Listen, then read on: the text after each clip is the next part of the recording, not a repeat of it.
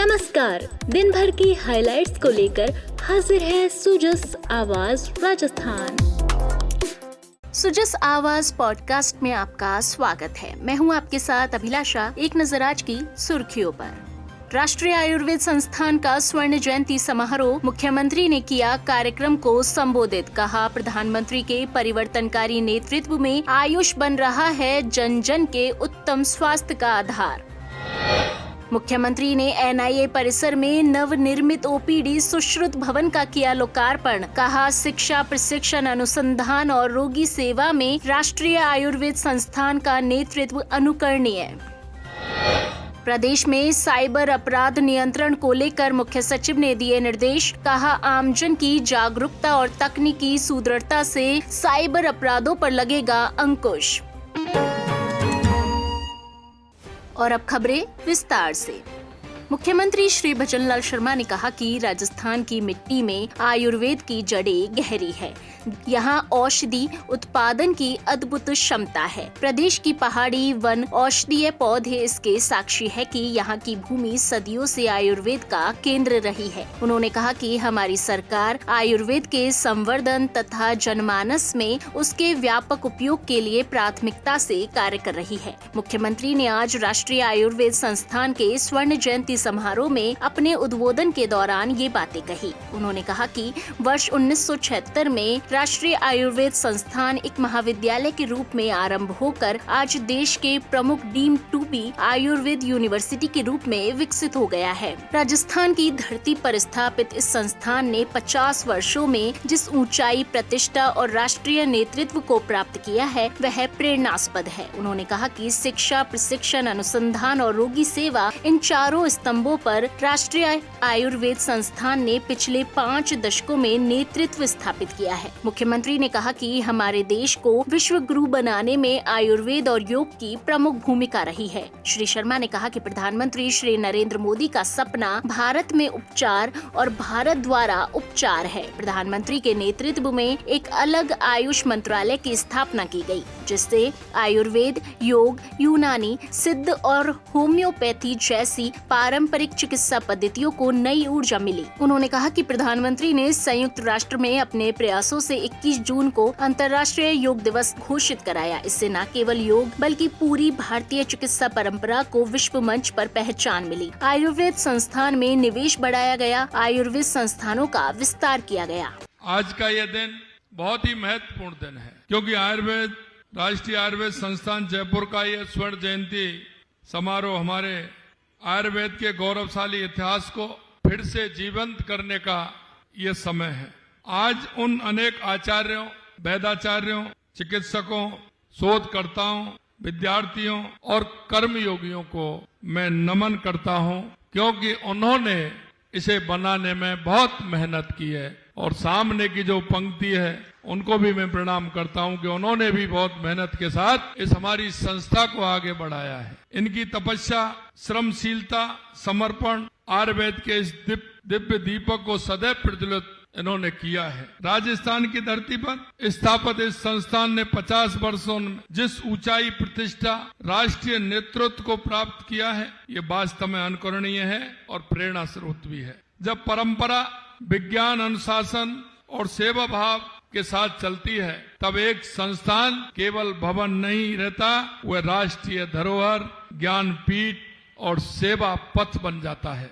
और राष्ट्रीय आयुर्वेद संस्थान ने इसे सिद्ध करके दिखाया है। इसी क्रम में श्री शर्मा ने कहा कि राज्य सरकार के द्वारा पिछले वर्षों में आयुर्वेद के लिए नए आयुर्वेद चिकित्सालय, महाविद्यालय और डिस्पेंसरी की स्थापना से सुलभ चिकित्सा सुविधा उपलब्ध की गई। स्नातक, स्नातकोत्तरों सीटों में वृद्धि, आधुनिक लैब, ड्रग स्टैंडर्डाइजेशन यूनिट और शिक्षण फार्मेसी को सुदृढ़ किया गया। उन्होंने कहा कि आयुर्वेद अस्पतालों का विस्तार, पंचकर्म इकाइयों का सुदृढ़ीकरण, दवाखानों का आधुनिकीकरण, शिक्षा और अनुसंधान के नए अवसर सहित विभिन्न निर्णयों से आयुर्वेद को जन स्वास्थ्य की मुख्य धारा में आगे बढ़ाने के लिए निरंतर कार्य किया जा रहा है। उन्होंने NIA के लिए जयपुर में जमीन आवंटित करने हेतु पूरे सहयोग का आश्वासन दिया। मुख्य सचिव श्री वी श्रीनिवास ने कहा कि प्रदेश में साइबर अपराधों की रोकथाम के लिए राज्य सरकार के द्वारा निरंतर समन्वित और प्रभावी प्रयास किए जा रहे हैं। आमजन में जागरूकता बढ़ाने से लेकर साइबर अपराधियों पर सख्ती से शिकंजा कसने तक सभी कार्रवाइयां सुनियोजित ढंग से संचालित की जा रही है। उन्होंने सभी संबंधित विभागों को इस दिशा में विस्तृत कार्य योजना तैयार कर समयबद्ध रूप से क्रियान्वित करने के निर्देश दिए। मुख्य सचिव आज शासन सचिवालय में आयोजित साइबर अपराध नियंत्रण से संबंधित बैठक को संबोधित कर रहे थे। बैठक में विभिन्न विभागों के द्वारा साइबर सुरक्षा से जुड़े कार्यों की प्रगति की समीक्षा की गई तथा आवश्यक दिशा निर्देश प्रदान किए गए। उन्होंने साइबर अपराधों के प्रभावी नियंत्रण की दिशा में राज्य विधि विज्ञान प्रयोगशाला स्थित साइबर सेल की कार्यप्रणाली की जानकारी ली तथा क्षेत्रीय प्रयोगशालाओं में साइबर सेल स्थापित करने की प्रक्रिया को शीघ्र पूरे करने के निर्देश दिए ताकि तकनीकी जांच क्षमता को और अधिक सुदृढ़ किया जा सके। बैठक में बताया गया कि डिजिटल अरेस्ट जैसे उभरते साइबर अपराधों पर नियंत्रण के लिए व्यापक प्रचार प्रसार के माध्यम से आमजन में जागरूकता फैलाई जा रही है। साथ ही प्रदेश भर में साइबर हेल्प डेस्क स्थापित कर लोगों को त्वरित सहायता उपलब्ध कराई जा रही है। मुख्य सचिव ने इस दिशा में विशेष प्रयासों को और अधिक सुदृढ़ करने के निर्देश दिए। मुख्य सचिव ने बैंकों, दूरसंचार सेवा प्रदाताओं तथा संबंधित विभागों के बीच समन्वय बढ़ाते हुए संदिग्ध खातों की सतत निगरानी करने, AI आधारित तकनीकों के प्रभावी उपयोग तथा डिजिटल लेन-देन की सुरक्षा सुनिश्चित करने पर विशेष जोर दिया। उन्होंने साइबर अपराधों के प्रति आमजन को जागरूक करने के लिए स्कूलों, कॉलेजों और अन्य शैक्षणिक संस्थानों में नियमित जागरूकता कार्यक्रम आयोजित करने के निर्देश दिए। वन, पर्यावरण एवं जलवायु परिवर्तन मंत्री श्री संजय शर्मा ने आज शासन सचिवालय नर्सरी जयपुर में 9 और 10 फरवरी 2026 को आयोजित होने वाले राज्य स्तरीय वन मेले का उद्घाटन किया। उन्होंने कहा कि मुख्यमंत्री श्री भजनलाल शर्मा की मंशा के अनुरूप वन, वन्यजीव संरक्षण और आदिवासियों के हितों की रक्षा के उद्देश्य से इस मेले का आयोजन किया जा रहा है। श्री शर्मा ने कहा कि मेले के माध्यम से वनों से प्राप्त औषधियों और अन्य वन उत्पादों को बाजार मिलेगा, जिससे वनों पर निर्भर आदिवासियों और अन्य व्यक्तियों को आर्थिक संबल प्राप्त होगा। उन्होंने बताया कि भविष्य में संभाग, जिला और राष्ट्रीय स्तर पर भी वन मेलों का आयोजन किया जाएगा। इस अवसर पर RFBDP परियोजना के अंतर्गत प्रकाशित स्वयं सहायता समूहों की आजीविका संवर्धन मार्गदर्शिका का विमोचन किया गया। मेले में विभिन्न जिलों के स्वयं सहायता समूहों और संस्थाओं के द्वारा 52 स्टॉल्स लगाए गए, जिन पर शहद, जड़ी बूटी, बांस उत्पाद, हस्तशिल्प, मिलेट उत्पाद सहित विविध वन उत्पादों का प्रदर्शन और विक्रय किया जा रहा है।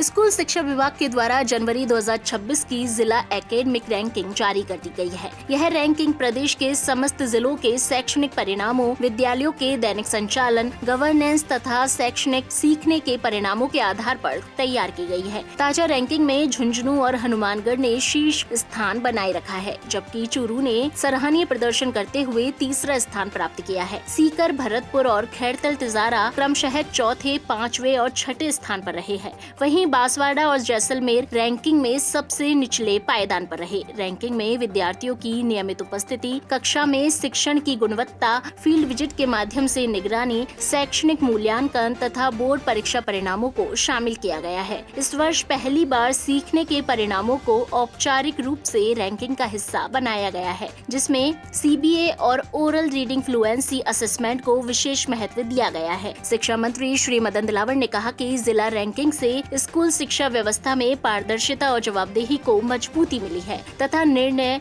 अब विद्यार्थियों की वास्तविक प्रगति के आधार पर लिए जा रहे हैं। शासन सचिव श्री कृष्ण कुणाल ने कहा कि डेटा आधारित समीक्षा और नियमित मॉनिटरिंग से शिक्षा प्रणाली में ठोस और निरंतर सुधार सुनिश्चित हो रहा है। राजस्थान सरकार ने साइबर सुरक्षा और साइबर स्वच्छता के प्रति आमजन को जागरूक करने के उद्देश्य से एडवाइजरी जारी की है। इसमें डिजिटल अरेस्ट और कॉल फॉरवर्डिंग स्कैम से सतर्क रहने की अपील की गई है। एडवाइजरी के अनुसार डिजिटल अरेस्ट ठगी में साइबर अपराधी खुद को पुलिस, CBI, ED या अन्य एजेंसियों का अधिकारी बताकर फर्जी मामलों की धमकी देते हैं और फोन या वीडियो कॉल के जरिए पैसे ऐंठते हैं। सरकार ने स्पष्ट किया है कि कोई भी कानून प्रवर्तन एजेंसी ना तो डिजिटल गिरफ्तारी करती है और ना ही फोन पर पैसे मांगती है। कॉल फॉरवर्डिंग स्कैम में ठग कुरियर या डिलीवरी एजेंट बनकर USSD कोड डायल करवाते हैं, जिससे बैंक और OTP कॉल उनके पास फॉरवर्ड हो जाती है। नागरिकों से अपील की गई है कि अज्ञात USSD कोड डायल ना करें, संदिग्ध लिंक पर क्लिक ना करें और कॉल फॉरवर्डिंग बंद करने के लिए ###002 पर डायल करें। सुजस आवाज पॉडकास्ट में आज के लिए इतना ही। फिर होगी आपसे मुलाकात, तब तक के लिए नमस्कार।